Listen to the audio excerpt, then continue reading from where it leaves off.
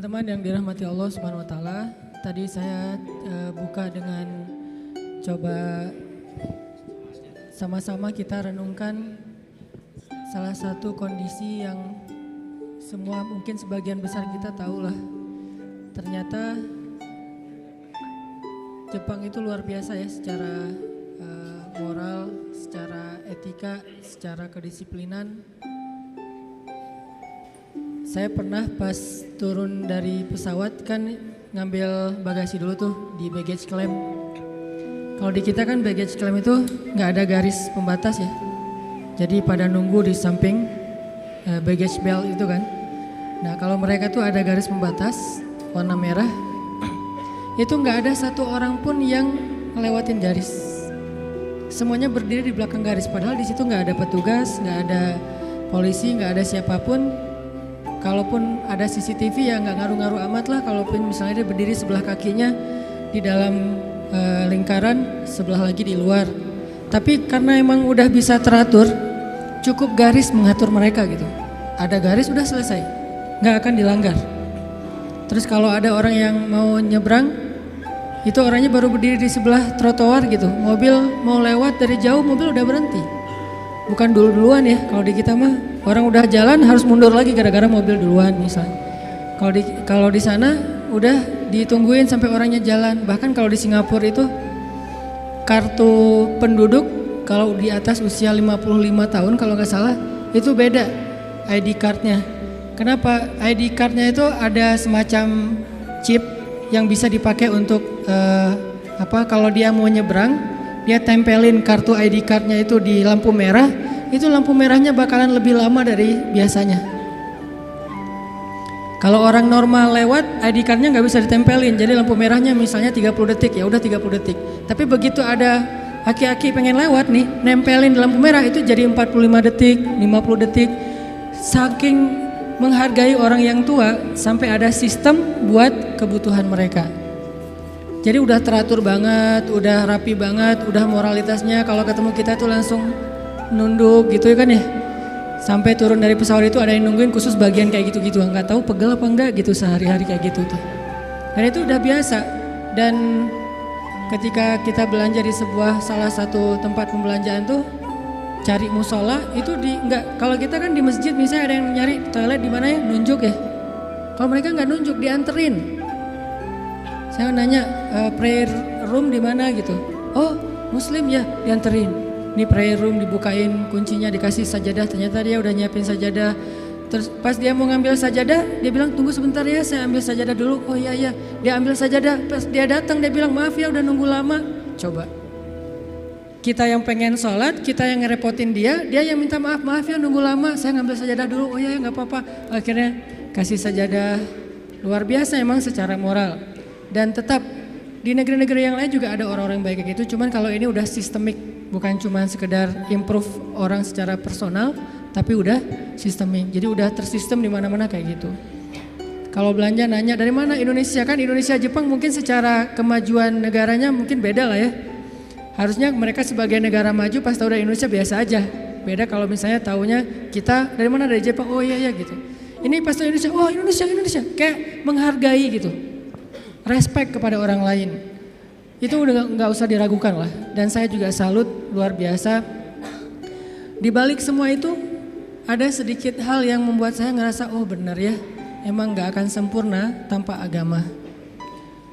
Orang Jepang itu tingkat bunuh dirinya tinggi banget ternyata. Dalam setahun itu kasus bunuh diri nggak kurang dari 1000 kasus. Dan itu artinya setiap hari minimal ada 3 orang yang bunuh diri. Dan tempat favorit bunuh diri di Jepang adalah di rel kereta. Sehingga kalau misalnya udah ada yang bunuh diri di kereta, itu kereta kan pada berhenti tuh. Dan pada jadi stuck kan di beberapa stasiun gitu, beberapa jalur.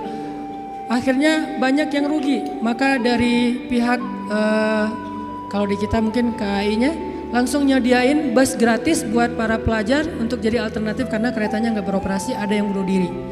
Saking favoritnya bunuh diri dengan cara nabrakin diri ke kereta, akhirnya ada peraturan siapa yang bunuh diri di rel kereta, berhasil atau gagal, maka keluarganya akan membayar denda sekian puluh juta. Kenapa? Karena dia bunuh diri tapi ngerugiin orang lain. Bikin semuanya jadi susah, sistem jadi berhenti. Sehingga dibikin peraturan, kalau bunuh diri di kereta maka keluarganya harus membayar denda sekitar kalau nggak salah hampir 90 juta. Bayar denda. Jadi keluarganya juga nahan kalau ada yang mau bunuh diri. Tapi tetap aja masih favorit. Kalau di Korea itu, Korea Selatan, favoritnya bunuh diri dengan cara loncat dari jembatan, terutama di musim dingin. Kalau di Jepang itu dengan cara nabrakin diri ke kereta, bukan ditabrak kereta, orang nabrak kereta. Kenapa bisa kayak gitu? Dan angkanya terlalu tinggi. Ada masalah dikit, bunuh diri. Kayak misalnya mereka gagal dalam satu tugas gitu. Itu saking putus asa, saking malunya, saking kayaknya udah gak ada lagi harapan buat hidup, gak ada lagi alasan, mereka langsung bunuh diri. Kemarin pas saya kesana tuh lagi ada kasus bunuh dirinya itu bisa ada jasa bunuh diri. Jadi ada kalau di kita mungkin ojek online, di sana bunuh diri online. Ada tuh, sedang ramai-ramainya di TV tuh. Kemarin pas lagi di sana tuh lagi diliput gimana proses bunuh diri yang ada online-nya. Dia bisa order. Jadi kayak semacam aplikasi gitu. Aplikasinya bunuh diri.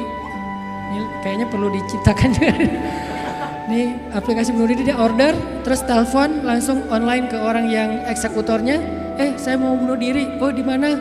Jam berapa? Gimana? Ada beberapa menu tuh. Bisa klik bunuh diri kereta, bunuh diri minum obat, bunuh diri diapain misalnya. Tapi nggak ada menu bunuh diri dengan cara diputusin, itu belum. Padahal itu kayaknya lebih membunuh ya. Secara pelan-pelan. Jadi dia bisa ngeklik, dia bisa order, bisa pesan gitu. Akhirnya orangnya datang ke rumah, ada yang di-skap, ada yang dibenamin ke dalam ditenggelamin ke air, ada yang diikat ke digantung, ada yang macam-macam. Sehingga ada satu eksekutor yang udah membunuh belasan orang dan itu lagi rame di Tokyo, lagi dibahas di TV-TV Tokyo. Ternyata bunuh diri juga sampai ada kayak jasanya gitu. Kalau bahasa kita sampai ada aplikasi bunuh diri. Saking tingginya tingkat bunuh diri. Kenapa masalahnya? Masalahnya akhlak mereka udah luar biasa kepada manusia, kepada alam, tapi hati mereka kosong. Sehingga bisa dibilang di dalamnya itu rapuh. Nggak akan tough menghadapi masalah-masalah sekecil apapun. Nggak lulus kuliah, bunuh diri, nggak lulus kuliah. Misalnya bete dikit, aduh hari ini kok panas banget ya, bunuh diri. Enggak kayak gitu-gitu amat juga sih. Nah, ini artinya tingkat putus asanya terlalu tinggi karena tidak ada daya tahan di dalam hatinya. Dan ketahanan seseorang di dalam hati itu tergantung tingkat tawakalnya kepada Allah Subhanahu wa taala. Makin dia bergantung kepada Allah, makin dia woles, makin dia nggak gampang yai'as, nggak gampang putus asa ketika punya masalah. Nabi Yusuf itu kan masalahnya bertubi-tubi. Ketika Nabi Yusuf dilemparkan ke dalam sumur, ketika Nabi Yusuf dipenjarakan, ketika Nabi Yusuf difitnah, ketika Nabi Yusuf banyak masalah Nabi Yusuf. Tapi pesan Nabi Yakub alaihissalam kepada anak-anaknya, la tai'asu min rauhillah. Baik kepada Yusuf ataupun kepada kakak-kakaknya.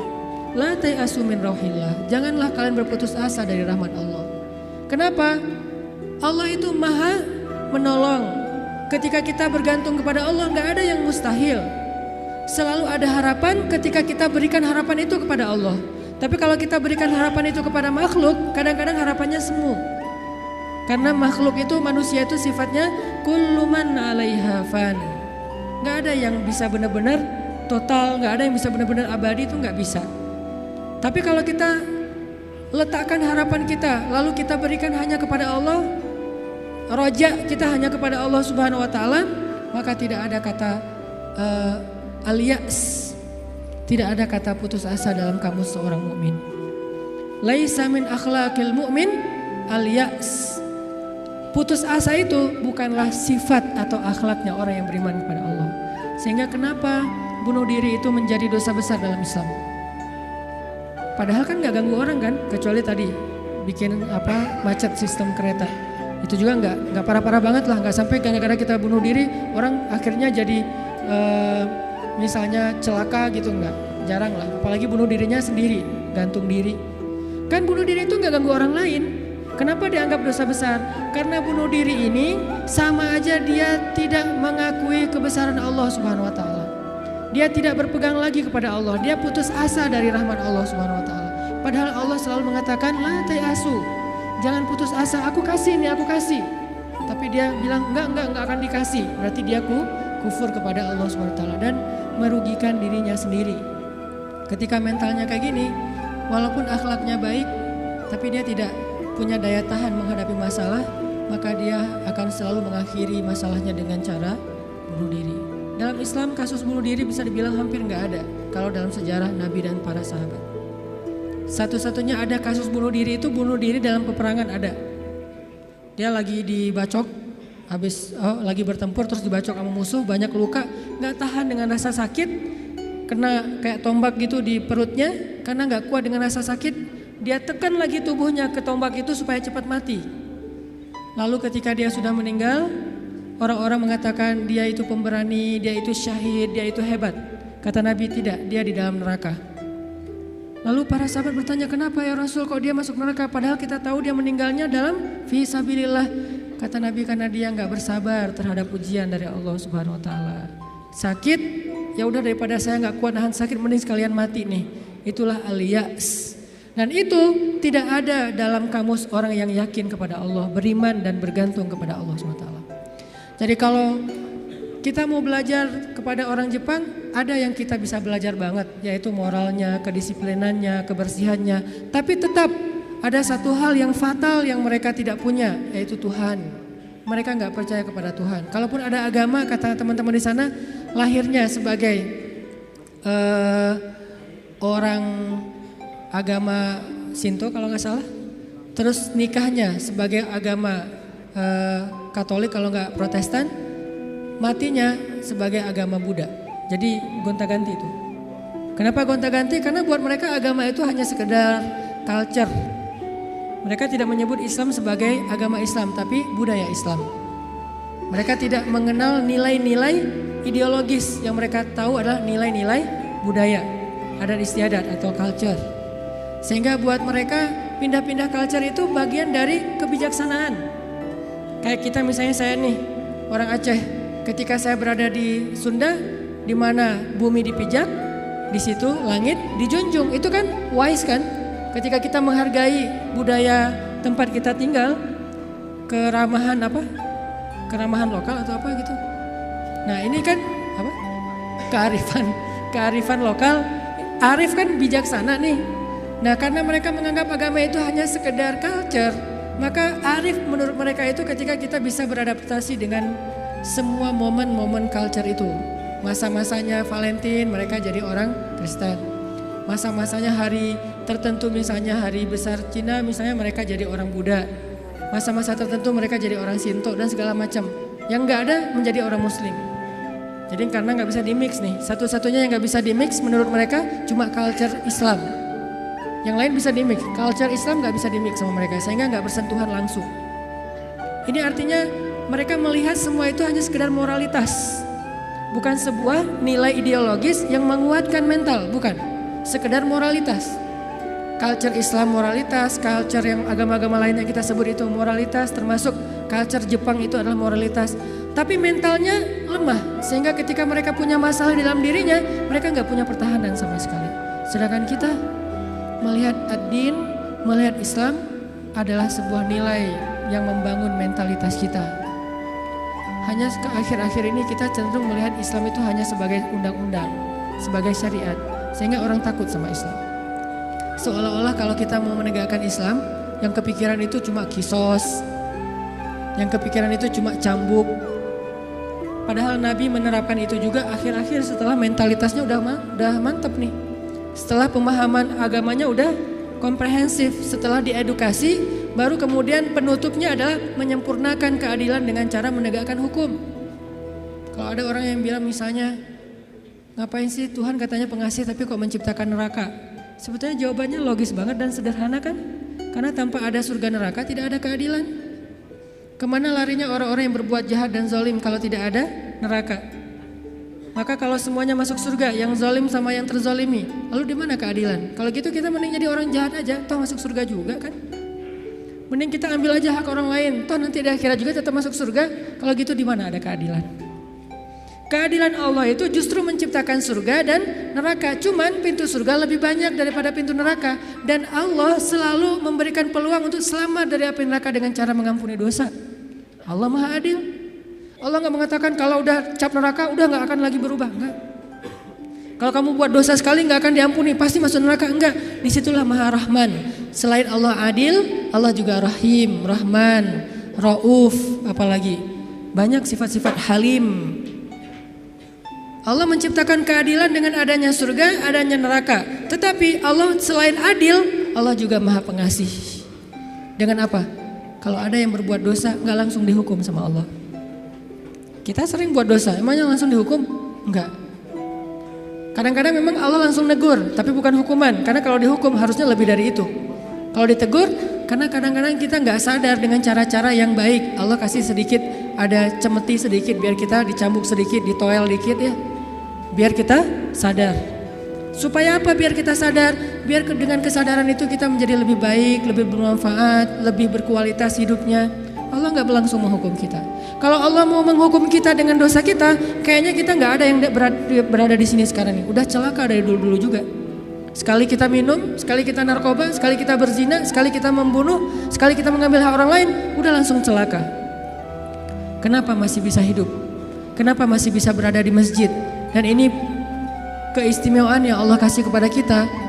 Orang yang sering nyakitin Allah masih diundang ke rumah Allah. Kan Allah baik banget tuh.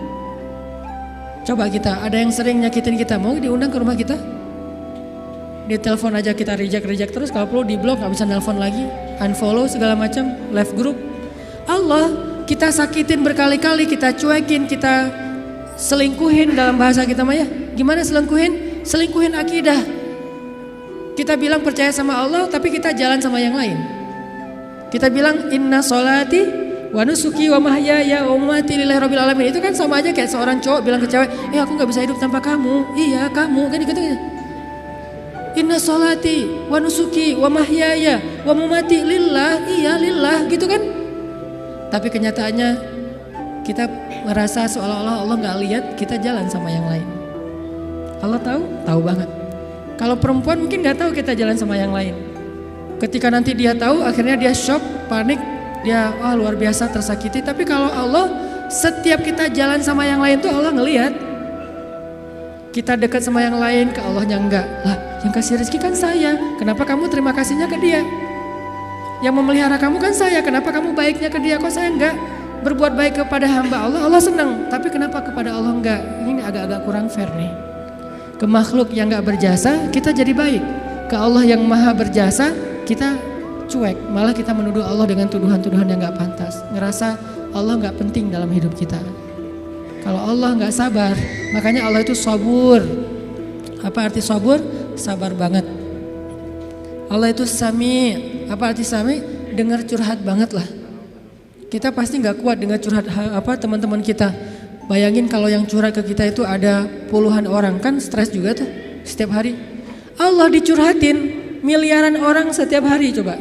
Bukan miliaran orang, miliaran makhluk, semuanya curhat kepada Allah. Yas'aluhu man fis samawati wal ard. Semua yang ada di langit dan di bumi curhat kepada Allah. Tapi Allah mendengar semua curhat mereka seolah-olah mereka itu cuma satu orang doang gitu. Dan baru pertama kali curhat, akhirnya Allah mendengarnya tuh sami'un. Betah banget ngedengerin curhatnya. Betah banget Allah dengar curhat kita, gak pernah. Kan kamu udah kemarin curhat, giliran atau dengan yang lain? Enggak kan? Kita berdoa setiap hari, kan udah kemarin giliran. Soalnya yang berdoa itu banyak loh. Kita di DM aja, di japri aja kadang-kadang bete juga nih kalau udah dijawab sekali terus nanya lagi karena banyak banget yang bertanya. Kan agak capek tuh makhluk. Makanya kita gak disebut sami'ud, tapi kita sami'un. Allah sami'un, kita sami'un. Apa bedanya? Kalau sami'un senang mendengar, tapi tetap ada batasnya. Kalau sami'un pendengar banget, betah banget ngedengerin, gak ada batasnya. Gak pernah Allah capek mendengar curhat kita. Lagian kadang-kadang kita yang dicurhatin ke Allah itu masalahnya itu juga belum selesai. Allah gak pernah bilang belum selesai juga masalah yang kemarin. Gak pernah Allah ngomong gitu. Kayak berlarut-larut kamu teh masalah gak beres-beres. Allah gak pernah ngomong kayak gitu kan. Tetap aja hambaku ada apa, Allah mendengar. Dan bukan cuma mendengar, Allah yang ngedatangin kita ke langit dunia setiap sepertiga malam. Terus Allah bertanya, hal min dhi hajah, ada nggak di antara hambaku yang butuh sesuatu? Sini. Hal min taib, adakah di antara hambaku yang pengen taubat? Sini aku terima taubatnya. Hal min mustaghfir, adakah di antara hambaku yang pengen minta ampun? Sini aku ampuni dosanya. Allah datangin kita, Allah nawarin jasa kepada kita, masih kita bilang juga Allah nggak berjasa dalam hidup kita. Masih kita bilang kita nggak butuh Allah Subhanahu Wa Taala. Fabi ayyi ala'i rabbikuma tukadziban. Jadi teman-teman, ada orang kadang dalam kehidupan kita itu berjasa banget sampai kita nggak bisa ngelupain dia. Salah satunya dalam hidup saya misalnya yang paling berjasa itu ibu nomor satu pastinya ya. Kedua istri. Orangnya ada soalnya di sini. Ibu, istri. Kalau selain keluarga, oke, itu keluarga. Selain keluarga, siapa yang paling berjasa? Dalam hidup saya itu salah satu yang cukup banyak ngebantu saya itu adalah salah satunya nih. Ada saudara saya, Ustadz Muhtarom namanya, dosen Unpad, tinggal di Antapani. Beliau yang pertama banget nampung saya ketika saya baru hijrah ke Bandung. Ketika saya nggak tahu tinggal di mana, nggak punya rumah kontrakan, ngontrak juga nggak bisa. Beliau nampung saya tinggal di rumah beliau beberapa lama di Antapani. Beliau kenalin saya dengan ibu-ibu Masjid Salim, nih dari Mesir nih, mau nggak dengerin ceramahnya? Enak loh, padahal saya juga masih bingung ceramahnya gimana ya. Nggak pernah ceramah, sekali-kali ceramah yang kebalik kan Allah Shallallahu Alaihi Wasallam, Rasulullah Subhanahu Wa Taala. Sekali-kalinya ceramah kebalik saking nervousnya. Disuruh ceramah sama Ustadz Muhtaram, ini ceramah. Akhirnya ibu-ibu ngundang-undang saya awal-awal dikenalin di Bandung. Berjasa banget, sehingga kalau misalnya beliau miss call, nggak keangkat sama saya, langsung saya telepon balik. Kalau beliau SMS, langsung saya read, langsung typing, langsung bales. Kenapa? Karena saya merasa beliau berjasa dalam hidup saya. Adakah yang lebih berjasa dalam hidup kita daripada Allah Subhanahu Wa Taala? Toh beliau juga hamba Allah. Allah yang mengirim beliau untuk saya. Allah yang mengirim ibunda untuk saya. Allah yang mengirim istri saya untuk saya. Kalau Allah nggak kirim istri saya buat saya, nggak mungkin saya bisa nikah sama dia. Kan saya sering cerita, saya bukan tipe dia banget. 4 pantangan pada diri dia tuh ada di saya. Ya Allah, jangan itu, jangan itu, jangan itu, jangan itu ada di saya semuanya. Coba kalau Allah nggak membolak-balikan hati dia, mana mungkin saya nikah sama dia kan? Kayak mustahil gitu, karena bukan tipe dia banget. Ya Allah, jangan yang orang Sumatera, jangan brewokan, jangan yang dop. Udah dop, brewokan pula. Jangan anak pesantren, karena mungkin beda kebiasaannya, terlalu soleh kali menurut dia gitu ya. 4-4-nya ada pada diri saya, terutama yang dop dan Sumatera nih. Orang Sumatera kuliah di Mesir, dan Mesir mah Sumateranya Arab. Arab itu kayak kita, ada Sundanya, ada Jawanya, ada Betawinya, ada Sumateranya. Mesir itu Sumateranya Arab. Di Mesir tuh nggak ada cerita kita nungguin bus di halte tuh nggak ada, yang ada ngejar bus. Bus tuh nggak pernah berhenti untuk ngangkut penumpang, nggak ada tuh. Bus ngelihat kita lagi nungguin, malah dia iseng, makin dicepetin. Akhirnya kita kejar, wah, koboi banget lah kehidupan di Mesir mah. Dia cuma berhenti kalau yang nungguin itu ibu-ibu. Kenapa? Karena ibu-ibu di Mesir itu raja, nggak ada yang berani sama ibu-ibu. Bener-bener queen tuh kalau ibu-ibu teh. Di Mesir ibu-ibu belanja nih ya, mang, apa bahasa Arabnya? Gitulah pokoknya, mang, itu saya pengen ikan gitu ya. Oh iya ya, pas diambil ternyata ikannya matanya agak-agak merah gitu, mungkin agak-agak lama di freezer. Akhirnya bilang, ini kenapa nih ikan matanya merah? Begadang ya? Nggak jadi deh, malah saya mau ikan yang suka begadang, cari yang lain. Ganti lagi yang lain, udang aja, udang baunya nggak enak, ganti lagi. Berkali-kali gonta-ganti, itu yang dagang ikan itu nggak boleh marah. Kenapa? Yang ngomong seorang perempuan. Dan di Mesir itu perempuan sangat dihormati, nggak boleh berdebat dengan perempuan, aib. Debat dengan cewek itu aib. Kalau dimarahin cewek itu aib, mending kita menghindar aja deh. Kalau kita naik bus, duduk nih, ibu-ibu naik harus berdiri. Kalau nggak berdiri itu dianggap aib, satu bus semuanya aib. Kalian laki-laki atau apa kalian teh? Ada perempuan masuk ke bus, kalian pada duduk cuek itu, malu-maluin kalau di Mesir. Sehingga kalau ada ibu-ibu naik ke dalam bus nih, cowok-cowok semuanya berdiri siap. Silakan pilih kursi yang mana aja. Ibu-ibu boleh memilih. Kalau di kita kan laki-laki memilih, enggak, salah. Ini ibu-ibu yang memilih, saya mau yang di situ. Kenapa? Cowoknya ganteng. Dia milih tuh. Terserah dia mau duduk di mana. Cuma 2, ibu-ibu sama ulama. Kalau ada ulama Al-Azhar, karena ulama Al-Azhar, dosen-dosen saya di Al-Azhar itu nggak punya mobil pribadi. Mereka hidupnya sederhana. Gajinya gede sih, tapi asal gajian langsung ngasih beasiswa kepada mahasiswa yang kurang mampu. Kalau udah gajian tuh saya ngerasain sendiri nih, dia gajian ngambil di admin ya. Karena dulu nggak ada transferan, Mesir itu agak-agak terlalu ya gitulah, manual ya, nggak ada transfer. Satu-satunya komputer di ruang admin tuh dipakai main kartu. Karena dia nggak ngerti sistem komputerisasi akun kayak gitu tuh, akuntan tuh nggak ngerti dia tuh. Tahu satu-satunya komputer dipakai main kartu. Pas kita lagi ngantri, Om kita lagi ngantri nih, ntar tunggu dulu nih, dikit lagi nih belum beres nih, gitu coba. Tapi menghargai banget kepada orang tua, ulama, ibu-ibu. Nah ada dosen saya ngambil gajinya kurang lebih sekitar 2.000 pound. 1 pound itu dulu sekitar 3.000 rupiah, lumayan lah ya, hampir 10 juta gajinya. Dia ngambil gaji sekitar 10 juta, langsung datangin mahasiswa yang kita lagi nongkrong di depan kelas, di depan kampus, ditangin, ya abnai, manggilnya lembut, anak-anak kata dosen teh, kalian udah beli buku kuliah belum? Kita senyum-senyum, padahal udah tapi senyum-senyum aja. Ngebilang udah, jujur, mau dibilang enggak boleh dusta ya. Senyum-senyum aja. Oh ya udah nih beli buku, alhamdulillah. Akhirnya kita beli buku, cuman bukan buku kuliah, buku tambahan gitu kayak buku sejarah, buku apa. Alhamdulillah dia ngasih dari 10 juta, 5 juta itu buat anak-anak. Dan itu kebiasaan di sana tuh dosen-dosennya. Makanya karena hidupnya kayak gitu, sederhana, nggak punya kendaraan. Dosen kalau mau ke kampus bareng dengan kita pagi-pagi tuh naik bus. Cuman kalau kita ngejar, kalau bus supirnya nggak berani disuruh dosen Al-Azhar ngejar bus kan nggak mungkin ya. Kalau melihat itu ada penampilan dosen, langsung busnya berhenti. Begitu dosennya naik, langsung jalan tuh, nggak peduli kita lagi di tangga kayak di apa, nggak peduli deh. Kan dosen dulu yang naik nih. Prof silakan. Dosennya naik, baru dosennya di atas, kita harusnya bergelantungan tuh, bus langsung jalan tuh. Sampai ada beberapa mahasiswa Malaysia karena nggak terbiasa mungkin, mereka kan biasanya naik taksi nih, karena beasiswa dari kerajaannya gede. Kalau kita kan beasiswanya dari Al-Azhar. Mesir itu negara miskin tapi ngasih beasiswa puluhan ribu mahasiswa asing. Negaranya miskin tapi bisa ngasih beasiswa, luar biasa. Nah Malaysia nggak dikasih. Negara yang tidak dikasih beasiswa di Asia itu Malaysia dan Brunei. Karena dianggap udah sejahtera.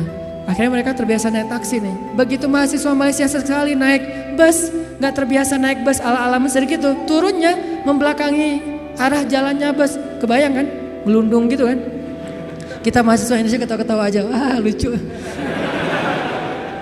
Kalau kita kan udah biasa kobo ya, kejar bus, terus turunnya sambil lari. Kadang-kadang kalau bawa barang itu barangnya dilempar dulu ke dalam bus, langsung dikejar naik gitu. Udah biasalah kayak gitu-gitu di Mesir. Tadi cerita apa tadi teh? Hubungannya? Ya gitulah, nggak ada hubungannya. Pokoknya balik lagi ke tema ya. Intinya ketahanan hati kita itu ketika kita dekat kepada Allah Subhanahu wa taala. Jadi nggak ada ceritanya dalam kamu seorang mukmin ada masalah, baper, udah gitu bunuh diri, nggak ada. Tergantung tawakal kita kepada Allah. Coba rasain ketika kita lagi ngerasa enak nih hubungannya sama Allah. Sama ketika kita lagi jauh dari Allah, terus dua-duanya dikasih masalah, mana yang lebih nyaman buat kita? Kalau kita pas lagi dapat masalah, pas lagi dekat sama Allah, itu akan bertahan banget. Saya pernah ngerasain itu. Saya karena kan sering ditolak ya ceritanya ya, curhatlah dikit lah ya. Kalau ditolaknya lagi jauh dari Allah, itu baper. Tawaf Sungai Nil kan. Mau loncat, aduh dalam Takut ada kuda Nil gitu. Gak loncat, buat apa lagi hidup kalau kayak gini ya. Kenapa kayak gitu lemah? Gara-gara jauh dari Allah. Kalau ditolak pas lagi dekat sama Allah, gak apa-apa. Yang penting jangan ditolak sama Allah kan gitu. Ditolak, ya Allah pasti engkau mau ganti yang lebih keren ya. Husnuzon kan, aku tergantung prasangka hambaku. Ya udah bertahan. Orang makin dekat sama Allah, makin tough, makin bisa survive dalam menghadapi masalah. Makin tuh. Kenapa? Karena survive seseorang dalam menghadapi masalah itu bukan soal dia punya uang atau enggak, dia punya teman atau enggak, dia sehat apa enggak. Soal mentalnya, hatinya kuat enggak menghadapi masalah. Baru dia bisa tough dan survive. Ada orang yang secara fasilitas hidup udah nyaman, kenapa masih bunuh diri? Termasuk tadi tuh di Jepang itu kan jaminan sosial tinggi banget ya, luar biasa ya. Sampai ada teman saya bukan hanya berlaku untuk warga Jepang, untuk warga asing yang kerja di Jepang tetap dapat jaminan sosial karena pajaknya tinggi.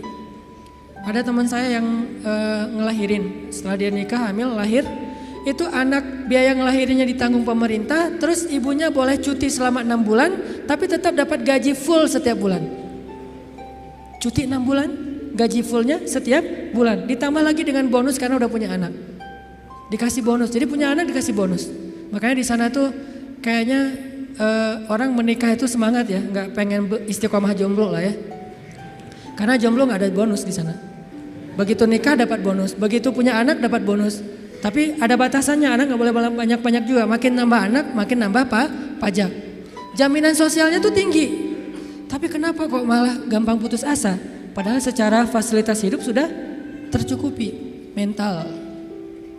Mungkin secara etika keren lah, pokoknya ngacung jempol pokoknya. Tapi kalau mentalnya lemah, kosong. Ada yang gersang di dalam hatinya karena tidak diisi dengan kata Allah di dalam hati mereka. Di satu sisi kita perlu belajar kepada mereka, di sisi yang lain mereka perlu belajar kepada mukmin. Salah satunya mukmin di Indonesia. Ketika kita jauh dari Allah, mulai naik tingkat kriminal, mulai naik tingkat bunuh diri, mulai banyak orang yang putus asa, mulai banyak orang yang mengeluh, terjadilah krisis sosial. Itu ketika jauh dari Allah. Sejak kapan dalam persepsi kita miskin itu masalah? Di zaman Nabi miskin itu bukan masalah. Masalah itu fakir, bukan miskin. Di zaman Nabi malah berdoa jadi pengen jadi orang miskin. Ya Allah, hidupkan saya sebagai orang miskin, matikan saya sebagai orang miskin, bangkitkan saya bersama orang miskin. Nabi itu cuma bilang hampir-hampir kefakiran itu menyebabkan orang kufur. Itu teks hadisnya, kadal fakru ayyakuna kufran, bukan miskin jadi kufur. Nggak ada teks kayak gitu. Terjemahan kita yang keliru. Orang miskin itu dekat dengan kekufuran. Nggak ada teks hadis kayak gitu. Yang ada fakir dekat dengan kekufuran. Terus apa bedanya miskin dengan fakir? Miskin itu kurang harta. Kalau fakir itu kurang syukur. Makanya Nabi dalam konteks miskin malah berdoa pengen jadi orang miskin supaya hisabnya gampang. Tapi kalau dalam konteks fakir, Nabi malah bertauz, Allahumma inni a'udzubika minal fakri. Ya Allah, aku berlindung kepadamu dari kefakiran. Maksud kefakiran di dalam doa Nabi itu bukan kurang harta, tapi kurang syukur, kurang qanaah dengan apa yang diberikan Allah Subhanahu wa taala. Mental. Makanya salah satu misi Allah menurunkan Islam, mengutus Nabi Muhammad SAW itu adalah membangun mentalitas manusia yang kita sebut dengan mukmin muslim. Mentalnya yang dibangun sehingga dengan mental itu lahirlah kebaikan-kebaikan yang sifatnya moral, kebaikan yang sifatnya akhlak, kebaikan yang sifatnya ritual ibadah, tapi semuanya berawal dari mental. Termasuk sabar, mental. Yang menyebabkan seseorang gak gampang panik mentalnya, dan mental itu tergantung keyakinan dia kepada Allah Subhanahu wa taala. Masih ingat kisah Nabi ditodong senjata? Nabi lagi di rest area, lagi duduk. Cuman waktu itu nggak ada yang jual tahu Sumedang ya. Lagi duduk nih di rest area, istirahat sebentar lah, perjalanannya cukup macet. Ada kren jatuh di kilometer berapa kemarin teh. Istirahat. Lagi duduk di rest area, jauh dari para sahabat. Biasanya Nabi duduknya itu di antara para sahabat. Kali ini beliau pengen menyendiri. Kenapa pengen menyendiri? Mungkin beliau nggak enak mau nolak sahabat yang curhat. Gak enak menolak sahabat yang ajak ngobrol. Karena sahabat juga kan kalau dekat Nabi curhat, ngobrol panjang lebar, minta selfie segala macam kan. Nah Nabi pengen me time lah, gak pengen diganggu. Kalau udah terlanjur bareng dengan mereka, Nabi tuh gak enakan banget orangnya. Kalau udah Nabi boleh curhat enggak? Nabi gak mungkin bilang enggak. Gak ada kata-kata enggak dalam kamus Nabi itu. Yang ada, oh ya boleh, walaupun beliau udah capek banget. Nah akhirnya pengen ngambil me time, gak mau diganggu, sendiri. Sahabat juga pengertian, oh Nabi lagi pengen sendiri, ya udah menjauh. Ternyata itu jadi kesempatan buat orang kafir, musuh yang pengen membunuh Nabi. Dia langsung datang, nodong senjatanya, pedangnya di leher Nabi. Itu pedang yang sangat tajam, kalau ditarik dikit, udah aja langsung Nabi kegorok. Dia todong di leher Nabi, tinggal ditarik doang. Dia bilang, Muhammad, sekarang kamu jauh dari orang-orang yang mengawal kamu, sahabat-sahabat kamu. Kalau saya gorok leher kamu nih sekarang nih, siapa yang bisa nolong kamu? Di situ kelihatan tawakal Nabi itu, gambaran tingkat tawakal Nabi itu benar-benar hakut tawakulih. Kayaknya rasa-rasanya nggak ada di antara kita yang bisa tawakal sekeren itu. Tapi setidaknya kita bisa mengambil itu sebagai inspirasi. Ternyata tawakal itu menguatkan mental. Walaupun gak sekuat Nabi memang. Nabi kan di atas rata-rata ya, manusia paling istimewa lah. Siapa yang bisa nolongin kamu Muhammad? Nabi dengan tersenyum melihat ke arah dia dengan tenang mengatakan Allah. Saking mantepnya kata-kata Nabi sampai bikin orang itu gemetar, jatuh tuh pedangnya. Kita belum bisa kayak gitu. Ketika kita datangin, Pak saya mau melamar anak Bapak. Kamu ngasih makan apa buat anak saya? Allah yang ngasih makan. Astagfirullahaladzim. Iya terima. Gak bisa. Langsung gemetar tuh orang. Mertua langsung gak bisa berdiri. Mana bisa kita naklukin mertua dengan kata-kata kayak gitu kan. Kemarin aja tadi pagi saya disuruh minta sharing di Mabes TNI aja. Saya yang gemetar. Biasanya kan enjoy gitu, ceramah santai dan cari-cari bahan ngebully. Mau ngebully TNI, bayangin. Di depan jenderal-jenderal, bintang 2, bintang 3, ini mau ngebully apa ini? Saya kan mati langkah kalau nggak ngebully ya. Jadi bingung mau kayak gimana. Udah aja kaku nggak jelas kayak gitu, salting pokoknya sampai mereka juga ngeliat ini ceramah atau lagi curhat ya, nggak jelas gitu. Artinya kita tuh nggak punya mental kayak Nabi tuh. Menghadapi makhluk aja kadang-kadang keder. Nabi menghadapi orang yang satu-satunya paling memusuhi beliau, udah siap pengen menggal kepala beliau. Coba imajinasikan deh adegan itu. Karena kalau cuma baca teks sejarah nggak akan dapat apa-apa. Oh gitu doang. Padahal kita juga nggak bisa kayak gitu kan. Bisa nggak kita ketika lewat satu jalan terus digonggong sama guguk misalnya. Terus kita santai. Kamu dan saya sama-sama hamba Allah. Bisa nggak kayak gitu? Sehingga dia langsung melipir. Oh ya salah, sorry. Salah ngegonggong ustadz ya. Nggak gitu kan? Tetap aja kaget. Walaupun nggak takut mungkin kaget pasti dengan suaranya nyentangnya. Baru sekali dia bersuara langsung. Oh udah gitu jaim-jaim melihat orang ada yang lihat nggak saya kaget gitu kan ya. Tapi Nabi nggak sama sekali kayak gitu.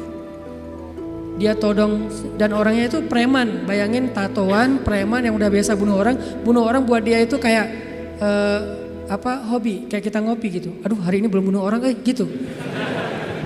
Jadi sakit kepala kalau belum bunuh orang. Orang kayak gitu tuh nodong Nabi pakai senjata yang udah tajamnya luar biasa, ditarik sedikit langsung udah Nabi bisa kegorok. Nabi menjawab dengan tenang, Allah yang nolong saya.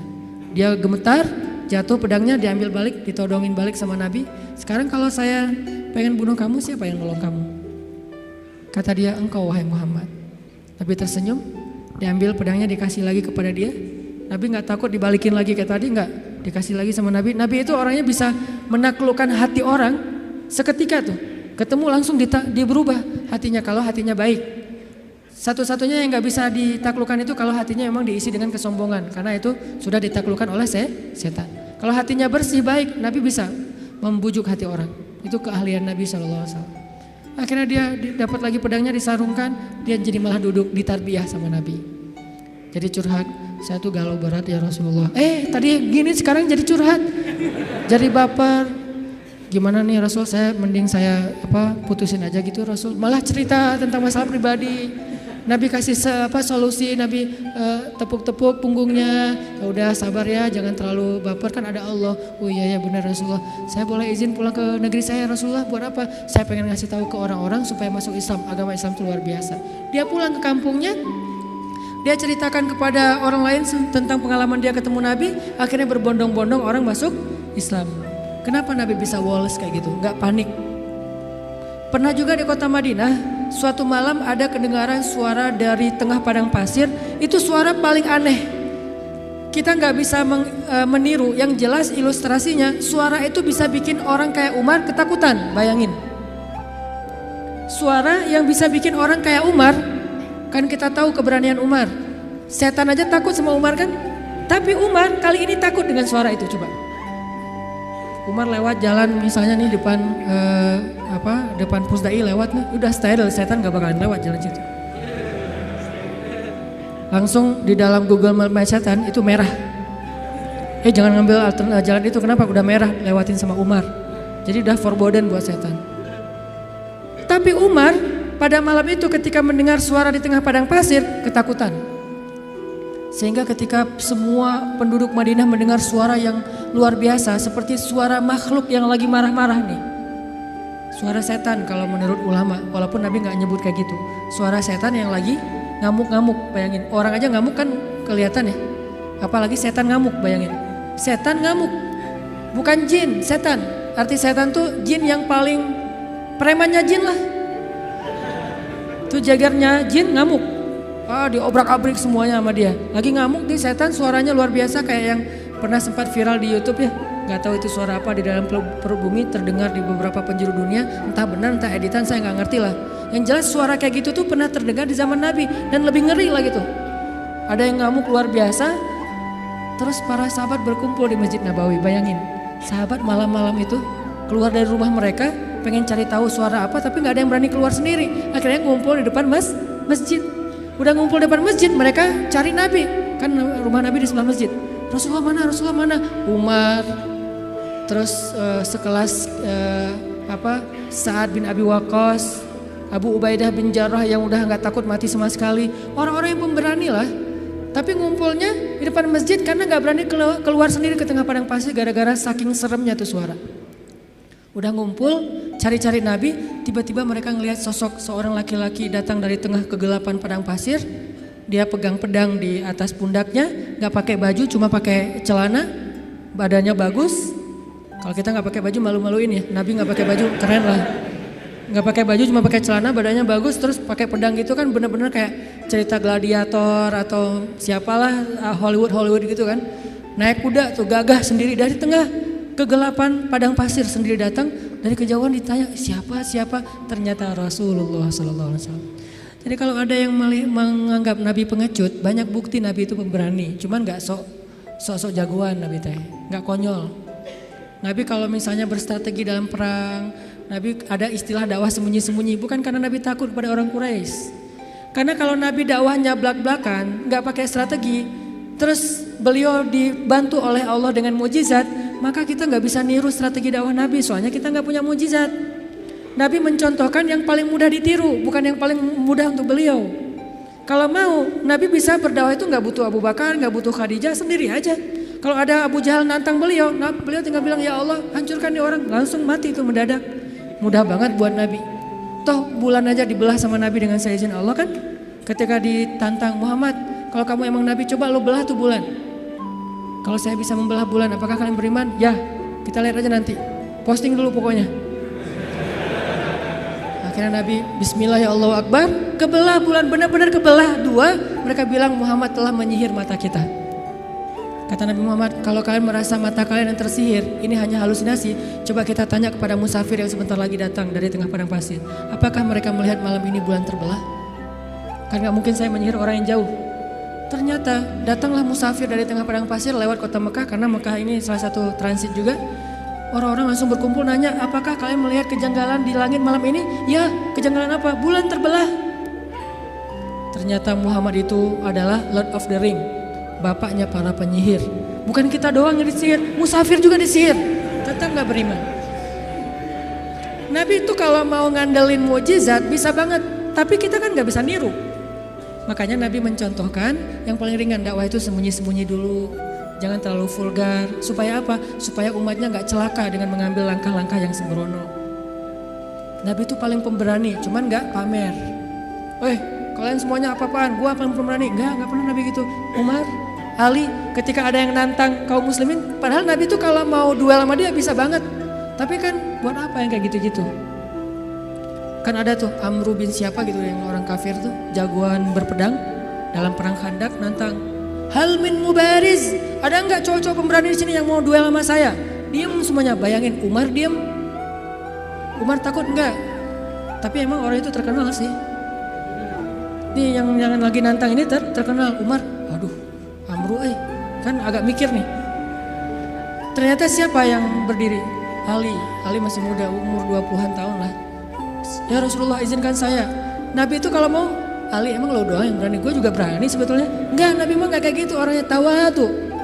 Ali jangan, aku gak tega kalau terjadi apa-apa sama kamu. Akhirnya Ali duduk. Benar-benar gak ada laki-laki di antara kalian, kata Amru. Dia manas-manasin tuh. Ya Rasulullah, mereka menghina kita ya Rasulullah. Postingannya tuh gak enak banget ya Rasul.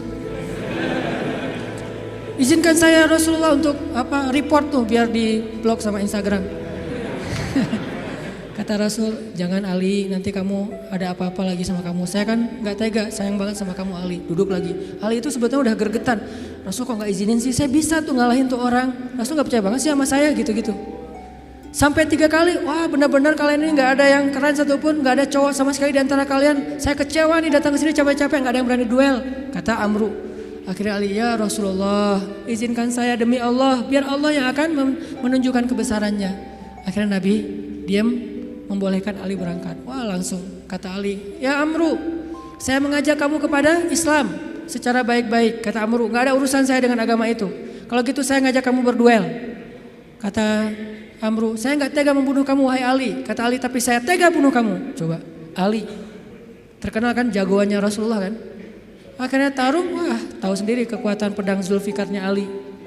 Terkenal lah, legend banget lah pokoknya tuh. Ali itu bisa dibilang salah satu petarung legend dalam Islam. Ali dengan Zulfikarnya. Akhirnya tuh orang terkapar, penggal sama Ali dan mati dalam peperangan itu hal yang wajar. Jadi gak ada urusan HAM-nya mana tuh, hak asasi manusia, ini perang.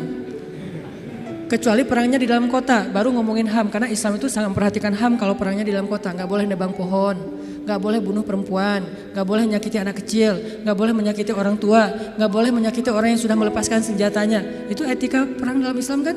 Tapi kalau di medan perang, ya wajar tuh laki-laki sama laki-laki, wajar banget itu mah.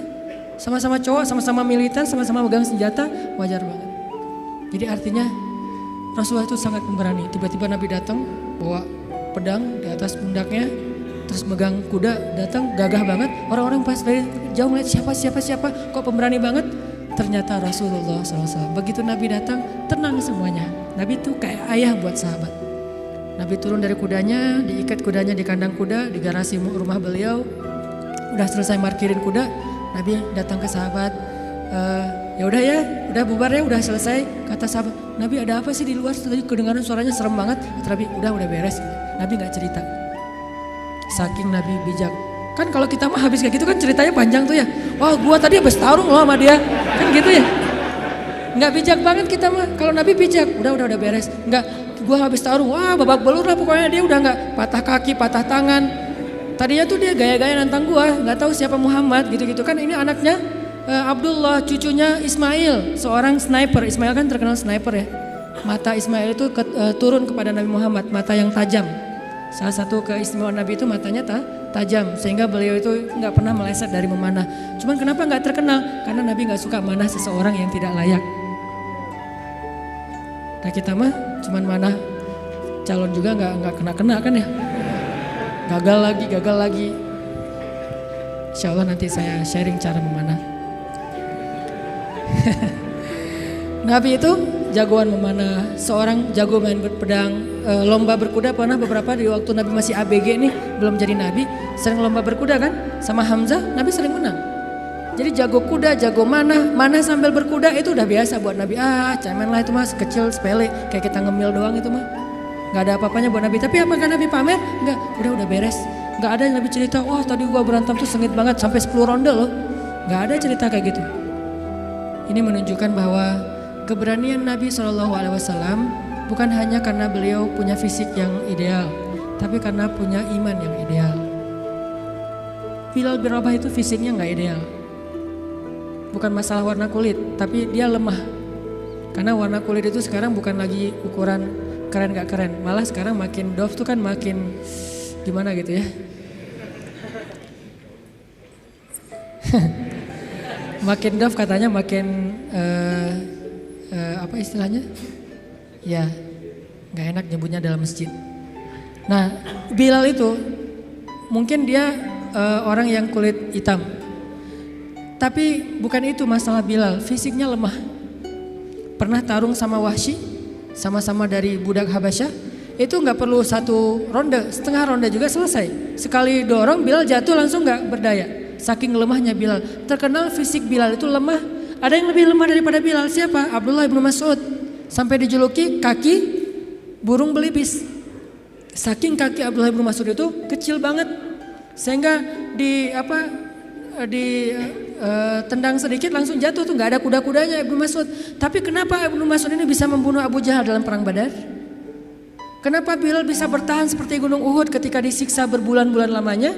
Padahal fisiknya lemah. Sampai orang-orang kafir Quraisy juga heran. Sekarang siapa yang kuat? Dulu kita pikir Wahsy itu kuat.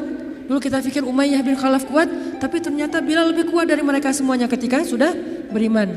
Lalu ketika mereka bertanya kepada Bilal, ya Bilal, setan apa yang merasuki kamu tiba-tiba kamu jadi orang yang tangguh? Kata Bilal, iman. Bukan setan. Iman yang masuk ke dalam hati saya.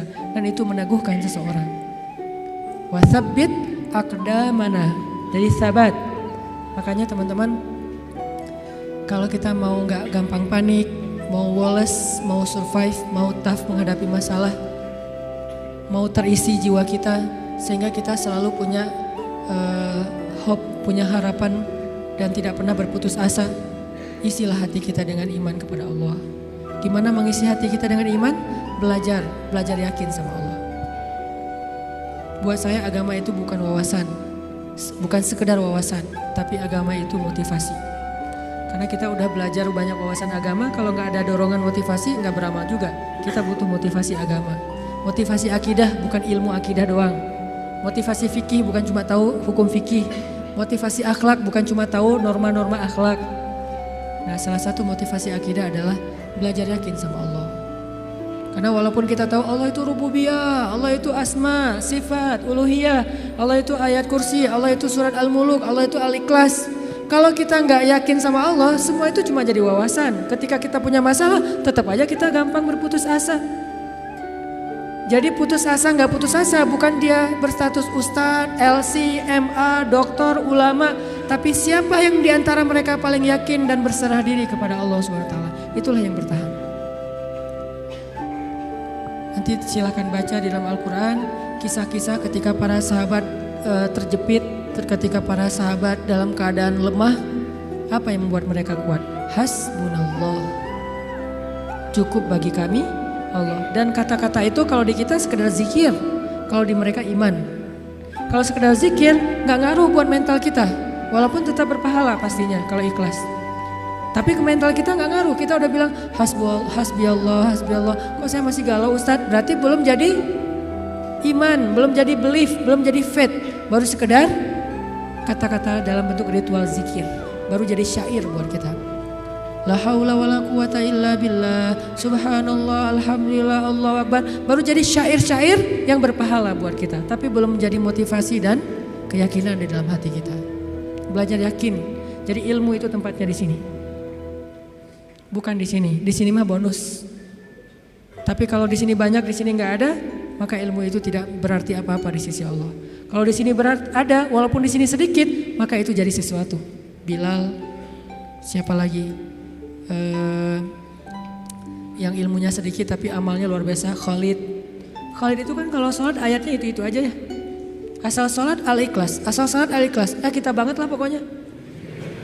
Jadi ada teladan nih. Kenapa lo ikhlas terus kayak Khalid? Khalid itu kalau sholat ayatnya ayat-ayat pendek gitu. Sampai orang komplain, kan dia sebagai amir ya, sebagai komandan militer, begitu sholat di lapangan, di tempat peperangan, dia ngimamin sholat. Orang udah bisa nebak, lihat aja ya, pasti kalau nggak Al-Ikhlas, Al-Falaq, An-Nas. Kayak kita banget lah pokoknya, Al-Ikhlas, Al-Falaq, An-Nas. Dan itu udah otomatis, nggak sengaja lagi, udah kayak gitu, emang udah ngalir. Satu paket, sholat pasti itu. Sampai orang komplain, Khalid, kangen sekali-kali ganti ayat yang lain. Sekali-kali ayatnya yang panjang gitu biar kita lebih semangat. Kata Khalid, maaf ya hafalan saya cuma segitu-segitunya. Soalnya saya sibuk dengan tugas-tugas militer, jadi gak sempat ngafal Quran. Kalau kita tugas militer enggak, hafal juga enggak ya. Kalau Khalid karena sibuk dengan tugas militer, dia sebagai jenderal bintang 4 yang tugas ekspansi militernya tuh banyak banget. Merintis dari awal sampai ke Irak, ke Yaman, ke Suriah, kemana-mana lah. Akhirnya gak sempat ngafal Quran secara konsen kayak Ibnu Mas'ud, Ibnu Abbas. Maaf ya gitu. Tapi tetap amalnya banyak walaupun hafalannya sedikit. Kenapa? Karena ilmu buat mereka tempatnya bukan di dalam wawasan kepala, tetapi keyakinan di dalam hati. Belajar iman. Belajar yakin kepada Allah. Sehingga kita tetap respect kepada orang-orang Jepang dalam urusan moralitas, tapi kadang kita merasa kasihan kepada mereka. Moralitasnya udah sempurna, tapi kenapa mereka bisa baik kepada makhluk, gak bisa baik kepada Khalik yang udah ngasih semua kebaikan itu untuk mereka. Agak-agak kurang fair nih. Kurang kayaknya ada yang klise. Ke manusia baik, ke alam baik, tapi ke pencipta manusia dan alam gak diakui gitu. Ini kan agak klise ya. Nah ini kita agak kasihan. Nah alhamdulillah teman-teman Indonesia di sana tuh giat banget melakukan dakwah sehingga banyak banget orang Jepang yang udah masuk Islam. Ketika dia masuk Islam dia sadar, oh ternyata emang ini yang dibutuhkan bangsa Jepang selama ini. Yang lain udah keren lah, tapi ini masih kurang nih. Mereka sendiri yang testimoni yang gak dipunyai oleh bangsa Jepang itu adalah Islam. Kalau punya Islam sempurna, udah gak ada lagi yang perlu dikritisi, udah gak ada lagi yang perlu dicari-cari celahnya, udah ideal banget. Tapi itulah makhluk, tidak ada yang sempurna, sehingga tugas kita bukan menjudge, bukan menghakimi, bukan menjelek-jelekan, bukan mengeneralisir. Tugas kita adalah saling mengisi. Di satu sisi kita respect dengan moralitas orang Jepang, di sisi yang lain kita tetap yakin tanpa iman semua itu tidak akan pernah benar-benar hakiki. Ibarat casingnya bagus, tapi gak ada software apa-apa di dalamnya. Jadi gak bisa terlalu optimal dipakai juga. Itulah kita. Mudah-mudahan kita belajar juga kepada bangsa-bangsa yang udah modern tapi mereka disiplin walaupun mereka nggak tahu teks-teks agama supaya nggak jadi bumerang buat agama kita teman-teman. Kalau selama ini mungkin banyak yang ngelihat Islam itu sesuatu dengan sebelah mata, bukan Islamnya yang remeh, bukan Islamnya yang nggak sempurna, yang nggak ideal. Kita yang belum menunjukkan idealnya Islam kepada manusia.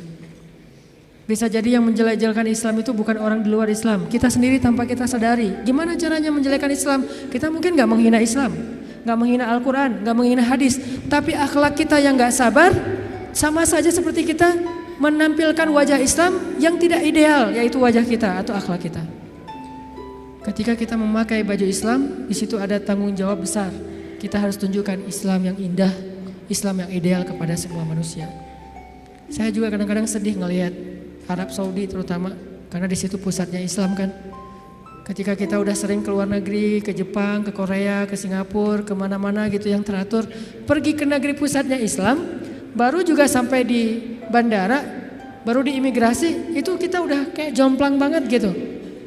Di Singapura imigrasinya, kalau misalnya kita bawa bayi, dikasih jalur khusus bagi yang bawa bayi, biar cepet, gak perlu ngantri. Terus kalau misalnya kita salah ngantri dikasih tahu, udah ada yang petugasnya senyum ngasih tahu, dikasih form supaya kita ngisi sambil jalan. Di Jeddah, kita udah ngantri, mereka ngobrol sambil minum teh. Ngobrol berdua, ya kita ngantri nih. Kalau kita agak protes dikit, Pak saya udah ngantri tadi, dia marah-marah kepada kita. Ini kasihan, bukan Islamnya ya, orangnya yang tidak bisa menunjukkan betapa indahnya Islam. Nabi gak pernah nyontohin kayak gitu loh. Karena sifat Nabi itu rafah banget, gak usah orang ngantri. Orang baru ngelihat ke Nabi aja, Nabi langsung senyum. Berarti mereka telah meninggalkan sunnah Nabi ketika mereka mengangkat slogan-slogan sunnah, tapi mereka tidak menjalankan sunnah itu dengan lebih luas. Padahal sunnah Nabi, teladan Nabi salah satunya adalah dalam urusan akhlak yang luar biasa. Jadi kita kayak mempermalukan Nabi tuh. Ngakunya saya teman dekat dia loh, tapi gara-gara akhlak kita nggak benar, tercoreng juga nama dia. Saya anaknya Bapak Fulan, gara-gara akhlak kita nggak benar, nama orang tua kita tercoreng. Kita mengaku umat Nabi. Begitu kita gak sabar, gak menunjukkan akhlak yang disiplin, bersih, baik, woles, kita seperti mencoreng wajah Nabi yang kita cintai. Kita mencoreng wajah Islam yang kita yakini. Yang lebih berat lagi, kita mencoreng wajah Allah yang maha sempurna. Karena kita tidak menjalankan ajaran Allah yang sudah ideal ini. Jadi teman-teman, jangan sampai lagi terjadi kesalahpahaman terhadap agama, terhadap Islam, terhadap Allah. Mungkin bukan salah dia secara murni, tapi karena ngelihat realitas daily dari Muslim dan Jepang. Bukan konsep Islam dan konsep agama Shinto, bukan. Antara Muslim dengan orang Jepang. Ya kita introspeksi diri, berarti kita harus memperbaiki diri lebih lagi dari sekarang. Sehingga suatu saat orang akan melihat Islam itu bukan teori, tapi yang didisplay dari Islam itu akhlak. Teori itu main course, tapi appetizernya akhlak. Begitu datang langsung dihidangkan appetizer yang nikmat gitu, akhlak, buah, langsung dikasih jus gitu. Sementara kita appetizernya bukan akhlak, main course. Datang-datang langsung nasi goreng, lada gitu ya. Kan orang kaget ya. Kasih dulu akhlak. Supaya enak ya, buahnya tuh segar gitu, buahnya tuh manis. Udah selesai appetizer dengan buah-buahan, kasih main course, fikih, ibadah dan segala macam. Nanti closingnya, dessertnya kasih akhirat, kebesaran Allah Subhanahu Wa Taala, ideal. Nah ini tugas kita semuanya sebagai muslim, sebagai anak muda, sebagai bangsa Indonesia. Semua tanggung jawab itu ada di pundak kita, bukan hanya di pundak ustadz, bukan hanya di pundak ulama. Siap insya Allah? Mudah-mudahan ke depan orang memeluk Islam karena takjub dan respek. Karena tanpa itu sulit bagi kita juga berdakwah. Nanti malah jadi bumerang ya. Kalian ngajarin Islam, tapi akhlak orang Islam tuh gimana katanya. Walaupun Islam tetap ideal, akhlak muslimnya aja yang mungkin perlu diperbaiki. Itu aja teman-teman. Banyak kesimpulan yang bisa kita ambil. Sederhananya adalah yuk belajar lebih yakin kepada Allah. Supaya fisik kita lebih baik, hati kita juga lebih baik. Sehingga kalau luar dalamnya udah sama, zahir dan batin, sirah dan sarirah, insya Allah kita menjadi seorang muslim yang kafah, muslim yang ideal.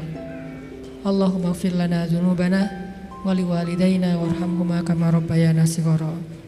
Ya Allah, ampunkan dosa-dosa kami ya Allah. Yang mungkin gara-gara ketidaksabaran kami, gara-gara akhlak kami yang belum sempurna, kami secara tidak sengaja telah mencoreng kemuliaan Engkau ya Allah. Kami secara tidak sengaja telah mencoreng kemuliaan Islam. Secara tidak sengaja telah mencoreng wajah Rasulullah SAW. Ampunkan dosa-dosa kami ya Allah. Ahsin khuluqana ya Allah. Perbaikilah akhlak kami ya Allah. Kami sadar akhlak itu dalam agamamu sama pentingnya dengan ibadah. Sama besar pahalanya dengan ibadah. Bahkan terkadang di sisimu akhlak lebih utama daripada ibadah-ibadah sunnah. Ajarkan kami akhlak Nabi Muhammad SAW. Ajarkan kami akhlak yang elegan, akhlak yang ideal, akhlak yang rahmah, akhlak yang menjadi penyejuk bagi orang-orang di sekitar kami ya Allah. Ya Allah ya Rahman ya Rahim. Kami tahu hanya agama Islam yang paling sempurna dan ideal. Ajarkan kepada kami keidealan Islam ya Allah. Jangan biarkan kami salah faham tentang agama kami ini ya Allah. Sehingga kami mengambil sebagian tetapi mencampakkan sebagian yang lain. Kami mengambil sesuatu yang sebetulnya mungkin hanya untuk pribadi kami, tapi kami tampakkan kepada orang lain sehingga kami menjadi orang-orang yang memaksakan kehendak. Sedangkan agama tidak mengajarkan hal itu kepada kami. Ya Allah, ajarkan kepada kami apa yang kami tidak mengerti. Ya Allah, perindah akhlak kami seperti Engkau memperindah fisik kami. Ya Allah, jadikanlah kehadiran kami di antara manusia sebagai kebaikan. Janganlah Engkau biarkan kami menjadi beban bagi orang-orang di sekitar kami, apalagi menjadi musibah atas diri mereka. Ya Allah, menangkanlah Islam, karena kemenangan Islam berarti kemenangan terhadap kemanusiaan. Kemenangan Islam berarti kemenangan terhadap keadilan. Kemenangan Islam berarti kemenangan terhadap moralitas. Dan kami yakin itu ya Allah. Kemenangan Islam bukanlah kemenangan dalam hanya paksaan-paksaan hukum, tapi kemenangan Islam adalah kemenangan akhlak, kemenangan nilai-nilai baik. Sehingga ketika Islam berkuasa di muka bumi, maka bumi akan dipenuhi dengan keadilan, baik bagi muslim bahkan kepada semua manusia. Dan kami melihat itu dalam sejarah-sejarah keagungan Islam di masa lalu ya Allah. Ya Allah, istiqomahkanlah kami di jalan-Mu ya Allah. Istiqomahkanlah kami untuk selalu dekat kepadamu ya Allah. Kuatkanlah iman di dalam hati kami ya Allah. Jangan biarkan kami menjadi orang-orang yang lemah yakinnya kepadamu ya Allah. Sehingga ketika iman kami lemah kepadamu, semuanya akan bermasalah. Semuanya akan jadi musibah. Kami akan gampang berputus asa. Ajarkan kami imannya Rasulullah SAW. Ajarkan kami imannya Umar bin Khattab, imannya Abu Bakar As-Siddiq, imannya Khadijah, imannya Aisyah, imannya para sahabat-sahabat yang mulia, baik muhajirin maupun ansar. Ya Allah, damaikanlah bangsa kami ya Allah. Hindarkanlah kami dari perdebatan-perdebatan yang hanya menambah permusuhan di antara kami. Ajarkan kami perdebatan yang elegan, perdebatan yang ilmiah, perdebatan yang dipenuhi dengan rasa saling menghargai antara satu dengan yang lain. Jauhkan kami dari permusuhan dan perpecahan belah ya Allah. Jauhkan kami kaum muslimin dari saling menuduh kesalahan atas saudara-saudara kami, dari saling menuduh kesesatan atas saudara-saudara kami. Ajarkan kami untuk bersatu hati, sebagaimana Engkau mempersatukan hati antara kaum Aus dengan kaum Khazraj, antara Muhajirin dengan Ansar. Sebagaimana Engkau mengikat hati antara Ashabul Kahfi, sebagaimana Engkau mempersatukan hati antara saudara-saudara Yusuf anak Yakub alaihissalam. Ya Allah, berilah petunjuk-Mu kepada pemimpin-pemimpin kami, karena kami yakin pemimpin itu bisa menjadi orang yang pertama di antara kami yang masuk ke dalam surga-Mu karena keadilannya, bisa juga menjadi orang yang pertama dan paling dalam nerakanya karena kezalimannya. Beri petunjuk kepada pemimpin-pemimpin kami agar mereka bisa bersikap adil, pemimpin yang takut kepada Engkau ya Allah, karena ancaman yang paling besar adalah ancaman-Mu ya Allah, siksaan yang paling pedih adalah siksaan-Mu ya Allah, agar mereka menjadi pemimpin-pemimpin yang pemberani kepada makhluk tetapi takut kepada Khalik, sehingga mereka takut untuk mengambil hak-hak rakyatnya, menzalimi bangsanya, sehingga mereka takut menyia-nyiakan amanah dan wewenangnya ya Allah. Berilah rahmat-Mu kepada ulama-ulama kami ya Allah. Jadikanlah ulama di antara umat seperti matahari di siang hari. Jadikanlah ulama perannya benar-benar seperti peran Nabi di tengah-tengah para sahabat. Karena kami pernah mendengar ya Allah, Nabi bersabda, al-ulama warathatul anbiya, ulama itu adalah pewaris Nabi. Maka siapa yang menyakiti ulama sama saja dengan menyakiti Nabi. Siapa yang membantah ulama sama dengan membantah Nabi. Siapa yang menjelek-jelekan ulama, memfitnah ulama sama dengan memfitnah Nabi.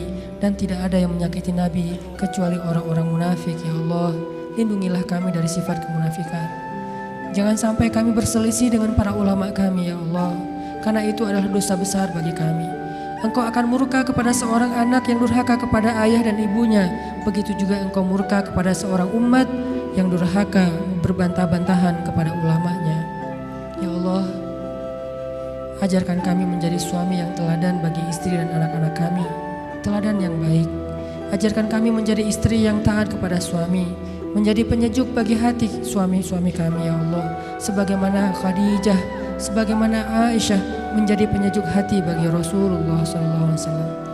Ajarkan kami menjadi seorang suami yang penyabar, seperti sabarnya Rasulullah, seperti sabarnya Umar, seperti sabarnya Ali bin Abi Thalib radhiyallahu anhum ajma'in. Ya Allah, berkahilah negeri kami, bantulah dakwah kami. Sungguh tidaklah kami berdakwah kecuali karena kami cinta kepada agama ini, karena kami cinta kepada negeri ini, karena kami ingin memberikan karya-karya yang positif membangun negeri dan menjalankan agama yang Engkau amanahkan kepada kami ya Allah. Bantu kami dalam dakwah kami ya Allah. Bujuklah hati-hati pemuda Islam di Indonesia agar kami sama-sama berhijrah dan belajar agama lebih baik, agar kami memperbaiki akhlak kami, agar kami lebih dekat dengan rumah-rumah-Mu ya Allah. Ya Allah ya Rabbana, beri kami kebaikan di dunia dan kebaikan di akhirat. Lindungilah kami dari azab api neraka. Rabbana atina fid dunya hasanah wa fil akhirati hasanah wa qina adzabannar. Subhanakallahumma wa bihamdika asyhadu an la ilaha illa anta astaghfiruka wa atubu ilaik. Assalamualaikum warahmatullahi wabarakatuh.